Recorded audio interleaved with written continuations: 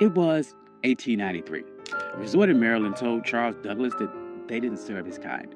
They thought by denying him a meal, they were putting him in his place. But he didn't argue. He didn't march. He walked down the beach, found the property line, and bought 40 acres right next door. He didn't ask for a seat at the table. He bought the ground the table was sitting on. This is the story of how Charles Douglas turned a restaurant rejection into the first black municipality in the state of Maryland.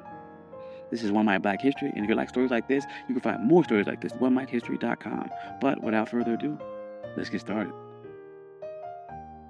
To understand this heist, you have to understand the insult.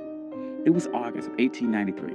The Chesapeake Bay was the playground for Washington and Baltimore's elite. The system at the time called the place Bay Ridge. It was known as the Queen of Chesapeake. It was a grand hotel, massive boardwalk, and a restaurant that promised the finest dining on the East Coast. Charles Douglas and his wife Laura, they weren't there to make trouble. They were black autocracy. Charles was a high-ranking official at the Treasury Department. He was polished, he was wealthy, and he was a veteran. He walked to the restaurant at Bay Ridge and asked for a table. The waiter did not look at Charles's uniform. He didn't look at his credentials. He just looked at his skin color and said, "We don't serve your kind here." Now, this is the moment where the struggle would usually kick in. The textbook version of this story would tell you how sad Charles was. It would talk about the pain of segregation. But Charles Douglas didn't have time for that. He had a military mind. And he looked around the restaurant and saw white families eating. He saw the owners counting money. And he realized that their business was built on a territorial monopoly. They thought that they owned the prestige of the water. They thought by banning him, they were keeping the luxury for themselves. Charles walked out of that restaurant, but he did not leave the area. He walked down the beach, he crossed the property line, and he stood on the dirt right next to the people that insulted him. He was looking at a 40-acre tract known as Bashir's Farm. It was rugged, overgrown patch of coastline. To the owners of Bay Ridge, it was a waste of space. To the system, it was unimproved land. But to the Colonel, it was the high ground. Charles Douglas knew something the owners of Bay Ridge didn't. The system is only as strong as its borders. Bay Ridge was a fortress of whiteness, but the walls ended at the property line. If Charles could control the land right next to them, he didn't need their permission to exist. He could create a parallel world that Jim Crow laws of public accommodations could not touch. See, in 1893, separate but equal wasn't even legal doctrine yet. That would not happen for another 3 years with Plessy versus Ferguson. But the private property doctrine was already ironclad. The law of the land said that a man could do whatever he wanted with the dirt that he owned. Charles realized that public space was a trap. If you relied on the public to treat you fairly, you were a beggar. But if you owned the private, you were sovereign. So he went to the owner of the 40-acre farm, a man by the name of Daniel Bashirs. He didn't ask for a favor. He brought money. He offered him $5,000 cash. In 1893, that was an astronomical sum. It was roughly the equivalent of about $175,000 in today's money. But the strategic value was worth millions. Bashirs took the money. He signed the deed. And on that day, the Queen of Chesapeake lost its monopoly. Charles Douglas didn't just buy a farm. He bought the gateway to the bay. He went to the restaurant owners who refused him a sandwich, and he didn't say a word.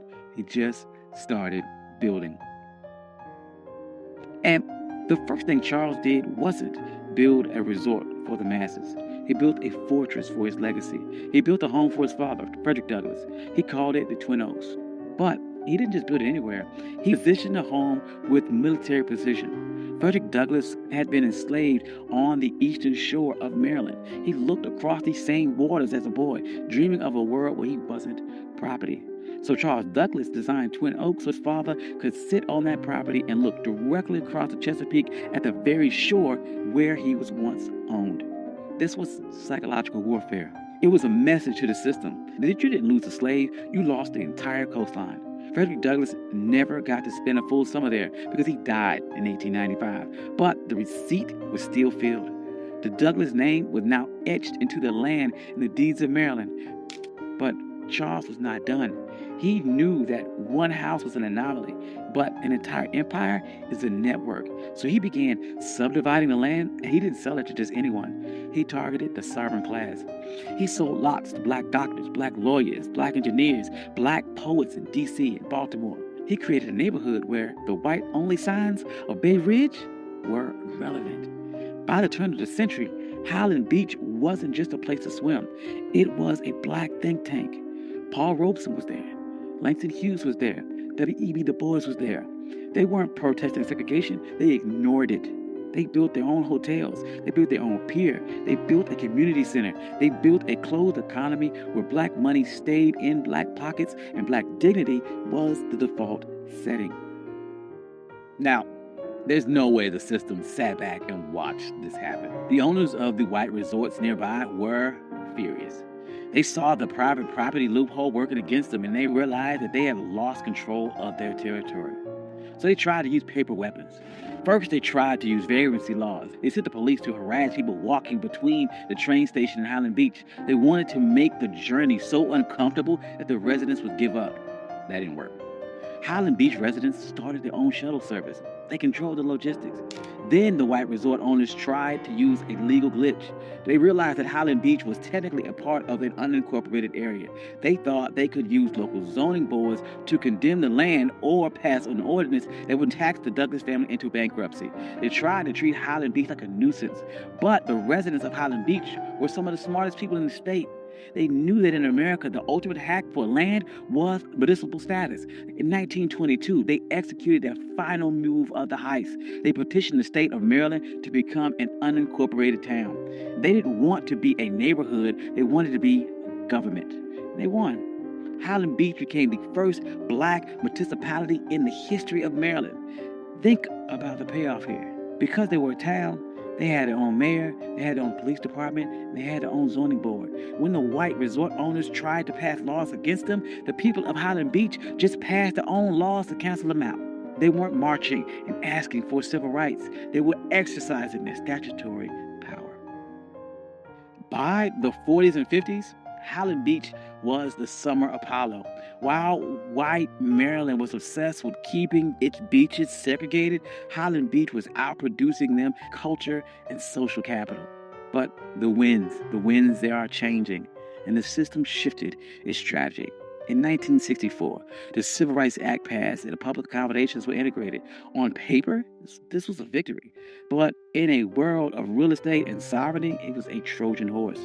The system realized it could not keep black people out of the water anymore, so it decided to make the land too expensive to keep. This is the new Jim Crow.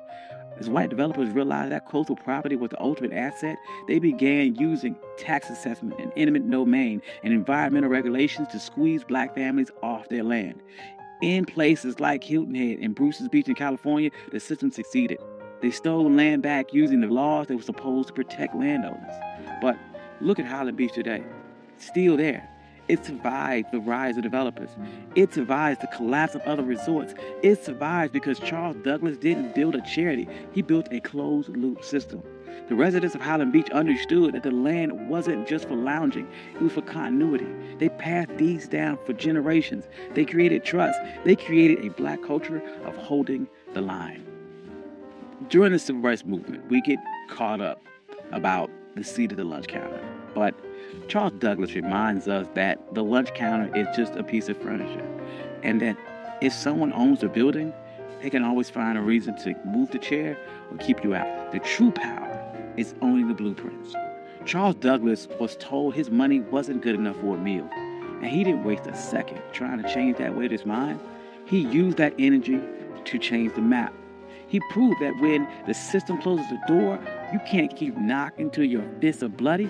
You can buy the hallway. You can buy the entire building. You can buy the entire beach. You can buy the ground that it sits on. And today, Highland Beach stands as a reminder that we aren't just laborers in the American story. We are the engineers of our own exit.